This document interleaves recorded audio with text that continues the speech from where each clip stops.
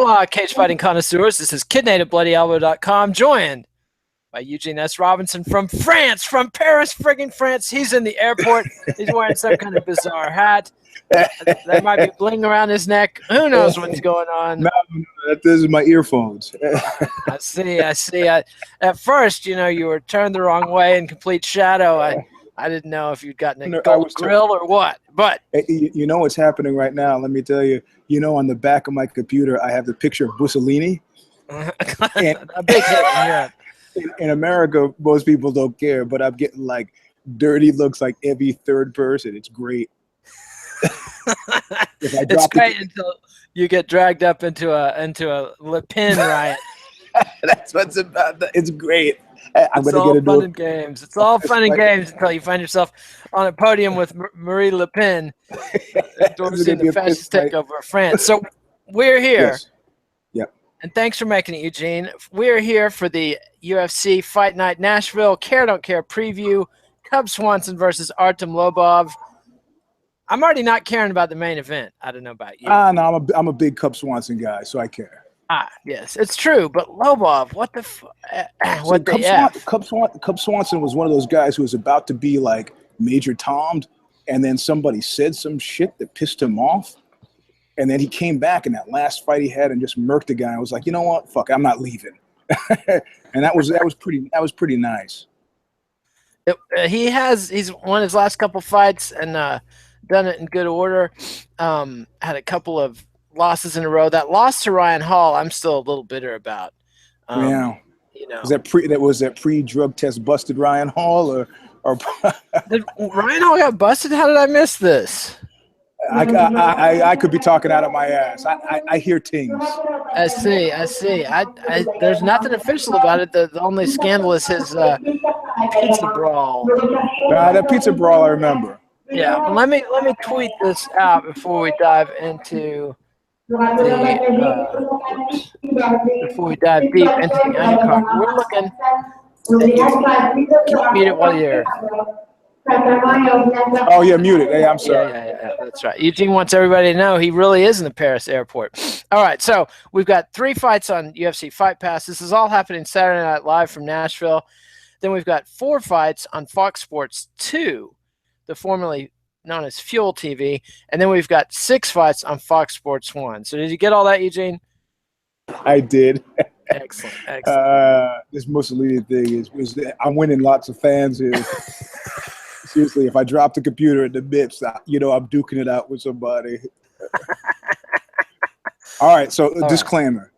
Disclaimer, yes, give it to us. Crybabies, bedwetters, greedy bread gobblers, work-shy individuals, and malingerers.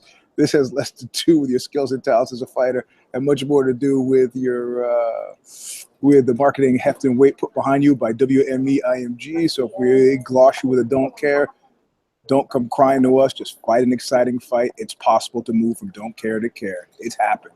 But until then, don't come crying to us, bedwetters, crybabies. Inspiring. I managed to tweet out the show, so we were ready to dive in. So first up on the UFC Fight Pass card, we've got flyweights, Hector Sandoval versus Matt Schnell. Versus who? Matt Schnell. I mean, hurry up in German. No, that's a great fight nickname. Mach Schnell. But I don't care. No, sorry guys, me neither. All right, now we've got welterweight, Joe Proctor versus Bryan Barberena. I almost care because of Barberena, Bryan Barberena. I almost care because this is my John Travolta impression back before he took all those accent lessons. But I don't care about the fight. For a guy from Brooklyn, who claims to be from Brooklyn, that's a terrible Vinny Barbarino impression. Well, it wasn't so much a Brooklyn accent as it is a Vinny Barbarino accent. I see. Yeah, looks like Vinny Barbarino. All right, so Bryan Barberena, he won his way to our hearts when he beat up Sage Northcutt, but since then he's lost to Colby Covington. Who's the guy who beat up CM Punk? I'm not Paul. What the fuck is his name? Yeah, exactly. There you go. Yeah. So I'm just gonna call him Keith. I'm not gonna pretend to care about Oh, fuck. I care about Bryan Barberena. I'm sorry. Once I learned the No, you guy's don't. name, No, you don't. No, you don't. No, you don't. Because if we're watching the fight together, and I say, hey man, could you get me a beer? And you don't want me rooting around through your house, so you say, no, Eugene, I'll get the beer. And if Barbereno's fighting, you're getting that beer anyway because you're not glued to the set because you don't give a fuck. that's true. You're just trying to be a nice guy, but that's okay. Well, I mean, he kind of won my heart beating Sage Northcutt like he did. Okay, good. Okay, lie to the people. Yes. All right. So now women's bantamweight. I mean, that's what the whole thing is. It's all a charade. It's all a big fake. Women's bantamweight. Alexis Davis versus Cindy Dandois. Versus who? Cindy Dandois. I don't care. I don't either. Almost because of Alexis, but not quite. Not quite. All right. Now we get to 4 fights on Fox Sports 2. First up, women's strawweight, Jessica Penne and Danielle Taylor. Jessica Penne and who? Danielle Taylor. I don't care. Yeah, sorry, ladies. I don't either. All right, lightweight, Scott Holtzman versus Michael McBride. Do not care. This is fucking easy, man. This is a good day at work. Yeah, well, there's going to be some cares coming up. All right, flyweight, Brandon Moreno versus Dustin Ortiz. Almost because of Dustin Ortiz, but not quite. The redheaded stepchild's my nickname for this kid. And, he's just – I mean, he beat Zach Makovsky, but what does that mean? It means, and it was a split decision. So I think he's kind of an underperformer. He's definitely a guy. He's lost to Joseph Benavidez, Wilson Hayes, Juicia Da Silva. So, he's not a guy that's going to the top of the division. Yeah. So, you've already lied once to the people. You don't do it again. Yeah, it pains me, but I don't care. What is that hat you're wearing? It's not quite a fedora. It's not quite a cowboy hat. It's a Homburg, man. It's a Homburg. I mean, I'm not sophisticated. What do I know about haberdashery? Or millinery. Or that either. See? Yeah. You see, yeah. Yeah, a Homburg. All right, so middleweight, Thales Leites versus Smiling Sam Alvey. Care. Come on. Care. This is a care. I'm picking Leites, man. I don't care what. I know he won his last fight, but and I know typically I've been a fan of Smiling Sam, but I like he's got a shtick, and that's a cool shtick, but I'm not going for it. Well, here's my concern. I like Leites here too, but I'm going to go with Smiling Sam because of 4-fight win streak, whereas Leites has lost 3 out of his last 4. Plus, I'm putting out a stall warning. This fight has stall written all over it. Both of these guys. Alvey can be very exciting if he's attacked. They're both counter fighters, and we've seen Thales Leites pull off some of the lamest fighting action in UFC history against Anderson Silva way back in the day. So, you mean more so than Francis Carmont? Yeah, I mean, I don't really. Okay, that says a lot. Well, remember Leites versus Silva when he was butt scooting the whole fight? I mean, But that's when Silva was inspiring fear, and that made sense to do. It did. I can see the people in the Paris airport walking across your sunglasses. Yeah, good. So you can help me if I'm gonna sucker punch me and I'm not paying attention. I could help you, perhaps. I'm at a gate. This is this plane's going to Riga. So these people are Regans. Is that in where's Riga? Is that Estonia? Fuck do I know? Latvia? Hey, USA. Yeah. No, don't go over there and embarrass us with your jingoism and ignorance. Come on. You're supposed to be an educated man. All right. Yeah. So now we move on. So we had a care, and you picked Leites, and I picked Leites. Okay. I want some action. And I picked Alvey. He's the wrong guy to pick for action, but the Smiling Sam thing is wearing thin on me. I think Alvey could potentially crack him. Leites has a bad luck.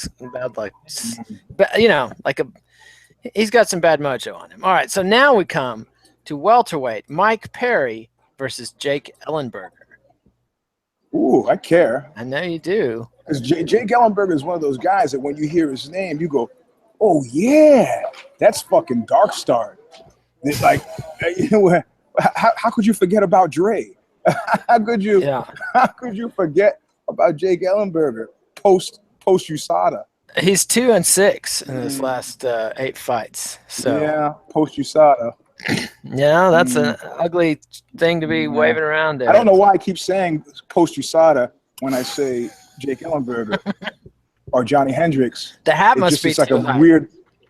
Yeah, it's a Tourette's thing. Post USADA and then I say their names. It's funny. The hat's too tight. I think you have a lawsuit against your haberdasher there. My Milner. Well, listen, I care about the fight, but I don't feel strongly enough about Ellenberger to pick him. Well, but this Mike Perry cat, I mean, you know, I mean, yeah, but wait, I can before I even know, sticking to the WME. Oh, I'm in heaven. Sticking to the WME stratagem, I'd say Mike Perry is one of those unsung guys with like an 8-1 record. Am I right or am I wrong? You're right. 9-1. His only loss was to Alan Japan. You see, you pull the curtain back and you start to see the stuff, right? So Jake Ellenberger's got to earn his keep and stay in, or he fucking goes and Mike Perry becomes a dude, you know? So I care about this fight, but I'm picking Perry. And I think Perry has some controversy around him. I can't quite remember what it was, but there might have been some ugly talk in the corner or something. So I'm sure that Zane Simon could tell you all about it, but those of us with expensive drug habits can't remember what was going on. But I got to go with Ellenberger here. I think his loss to George Masvidal. I mean, who doesn't lose? Like you picked Jeremy Stevens the other day. Hey, that was a tough fight, split decision. Nothing. I've got nothing to be ashamed of. I didn't pick in that fight and didn't care in that fight, and then it was borne out by what happened in the cage. So not much. I'm not really giving you a hard time about picking him. Yeah, I mean, you know, I'm just going. I'm an old dude. I'm sticking with the familiar. So okay, so you're going with Ellenberger. I'll take Perry. Yeah, they took O'Reilly off the TV, and I'm pretty disoriented and stunned. Oh, so, did they? Yeah, well, he's on vacation, and they did. They officially. Oh, that. Okay, that. Yeah, but no, but they officially they're done with him. The Murdoch brothers have beat the old man, and O'Reilly's. How do you know this? News now? Is it news? It's news, dude. It's news from not just my usual fake news conspiracy sources. Aaron Hernandez suiciding himself. That's big. See, I fly off and shit happens. You know, it's too late to give the advice to Hernandez, and we wouldn't anyway, being how he's a convicted murderer and all. But he's going to be on If I Did It if we're able to do it this week. And I think he took his best PR play and made it. Yeah. Oh, right. Yeah. I mean, people are actually showing some sympathy for the guy, and talk about an unsympathetic figure. Like, yeah. You know, but I can't even the think hanged of man. Yeah, I mean, somebody spills a drink on me and I'm gonna, I can't even think of what has to happen. I'm always armed in public, but I can't think of what has to happen before I go to a nightclub and go, I got my keys, got my watch. Hey, pass me that gun. If it's a place I need a gun, I'm not going there. It's that simple, you know? That's the wisdom of years there. That's something Hernandez didn't have the opportunity to accrue. Yeah. Plus, I think he was probably a sociopath and didn't have I think the P path, the psychopath. No ability to learn from experience is the limiting factor there. Okay, moving on. Lightweight, Joe Lauzon and Stevie Ray. Yes. Yep. Care. Definitely care. And I'm picking Joe. Picking Joe. I'm going to pick this Stevie Ray kid. What's Stevie Ray's record? Let's see if the WME formula holds. Let's see. It is 20-6. But in terms of the UFC, he's 1, 2, 3, 4, and 1 in the UFC. So WME stratagem. And he's 27. Yeah. So they're feeding the young lions to the old lions. And it's good. I'm still picking Joe because I'm old. I'm picking Stevie Ray because I'm the future. Plus, I'm from Austin. Stevie Ray Vaughan. You know, it means Vaughan. It's close enough, man. Yeah. Actually, I like Stevie Ray's music, but God, the cult of Stevie Ray. I'll mute myself because this shit's loud. Hold on. All right. So now we've got bantamweight John the Magician Dodson versus Eddie Wineland. This is big doings. I definitely care, and I'm gonna pick. I'm gonna pick Eddie Wineland. You know, these fucking French Talk people. over it. You can do it. All right, so who did you pick? I picked Eddie Wineland. This is a care, but this is a care because I so aggressively don't care whether either of these guys live or die. Dodson had a moment where he was like there on the mountaintop, stumbled, and he's never been the same since. He's never been right since. So nope. So And does Eddie, it mean so that means I have to follow you and pick Violent? I don't trust him either, man. you're between a rock and a hard place. So yeah, I care about the fight, but I have no picks in this. I got no No dog in this picks. fight. No, Yeah, well, I mean, Eugene, we've never seen you display cowardice on the air before. I don't think this is cowardice. I think this is Eugene, I can stick to the sunglasses. I see fear in those eyes. Okay, who did you? I'll pick Dodson just to make you happy. Okay, there we go. With absolutely zero enthusiasm. Oh man, how can you not be enthusiastic for the magician?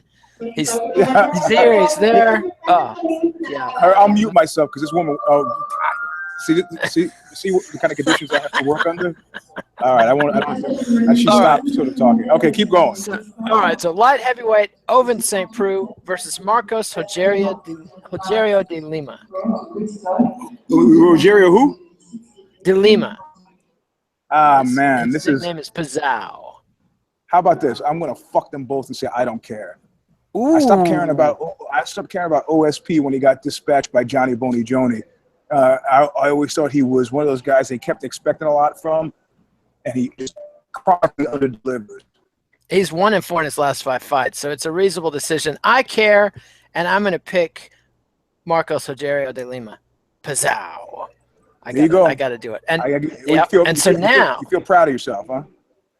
I do. I love kicking a man when he's down, Eugene. You know me. If I was at that Antifa versus the Nazi riot, I wouldn't have been on either side, but I would have been kicking whoever fell. So when that midget punched that girl, man, I would have been hitting them both. That's Oh, I would have beaten his ass, and then I would have taken her out somewhere to get a haircut. Yeah, she was a pretty girl before the dreadlocks. I mean, yeah, that's but saying shit like that makes you sound like the douchiest douchebag ever. That's like when I had a mohawk and people would stop me on the street. You're a handsome guy. Why don't you just? I got you, pops. It's not like you had the DRI haircut where you just randomly took patches of your head and shaved them off. That was my least favorite and the craziest possibly punk rock hairstyle, man. They were killing. I got ringworm. I got ringworm. What the fuck? What is that shit? The DRI, I think for a brief moment there, they were the best hardcore band on earth. All right. Don't even start. You're only saying that because they're from Texas. No, they moved to California. I can't even get into it. They're friends of mine, but best ever, no. No, I didn't say best ever. I said for a minute there, they were the best at the time. Okay. I like those qualifications. All right. Yeah. All right. I mean, I'm just saying, right when their second album came out, I think they were the best. I don't know. As long as Agnostic Front's around, the Cro-Mags are around, I'm not going to give the DRI. They weren't even around yet when I'm talking about. Maybe. Yeah, you could be right. You're not putting out albums anyway. All right, now we move to the co-main event. I know you're going to care. Diego Sanchez versus Al Iaquinta, Land of the Lost. Yeah. Who's the flea stack? Land of the Lost. That's fair. Well, he's on Team Mist, so Team Woodpile as your flavor might be. But Iaquinta was a don't care who moved to care. And didn't he disappear because he wanted to make some real estate money, and now he's back? Yeah. So I guess when he got a real estate office and answered a phone that wasn't ringing 3 or 4 times, and then picked up his stapler by accident and sold absolutely 0 houses, he decided, hey, shit, I got to eat.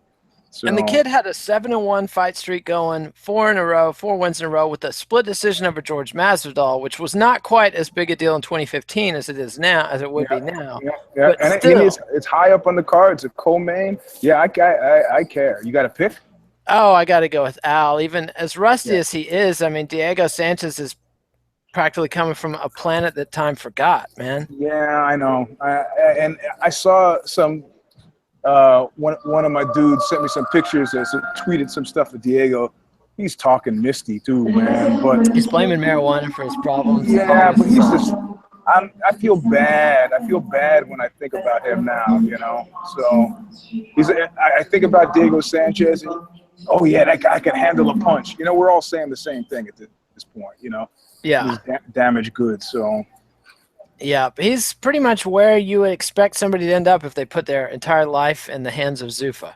And where's Chris Lieben? Yeah. Where is Chris Lieben? He's not pissing on my pillow. I'll tell you that. Yeah. All right. Nor is he getting into my medicine cabinet. So now we come to the headliner. Cub Swanson versus Artem. If I didn't start saying I care, and I'm picking Cub all the way, straight. I mean, it's a no-brainer. Even Eugene with the hat can figure this out. That this is, I don't know. Yeah, Lobov's not ready for this. I don't know why they're doing this as a headliner. I mean, it's because of the McGregor connection with Lobov, and Swanson's already called him out on it. Yep. And then Swanson will murk him, and I don't know. I don't know why they're having it, except for that they got to have it. So, but it's also a certain kind of magic. It's building a franchise, right, from the ground up. Oh, my computer's about to die. Hey, well, we've covered the show, so it's kind of a Christmas miracle. Perfect timing. I need to go someplace to plug it in. The battery's dying. All right. Well, that's our show. Thanks for joining us. Subscribe to MMANation.com on YouTube. Subscribe. Follow us on Twitter @KidNate, @Eugene S. Robinson. Subscribe to MMA Nation on iTunes. Get the audio without the ugly. Read Eugene at Aussie.com. Eugene's trying to give us a thumbs up, but that's not how you do it. There's a thumb icon below the screen. And Eugene, hopefully we'll be able to hook up for an If I Did It this week. If not, safe travels and rock, keep on rocking in what's left of the free world while it's still free. Yeah, exactly, right? Populism. Yeah. All right, man. I'll talk to you soon. All right. Adios, MMA aficionados. Thanks. We'll see you next time. Later, man.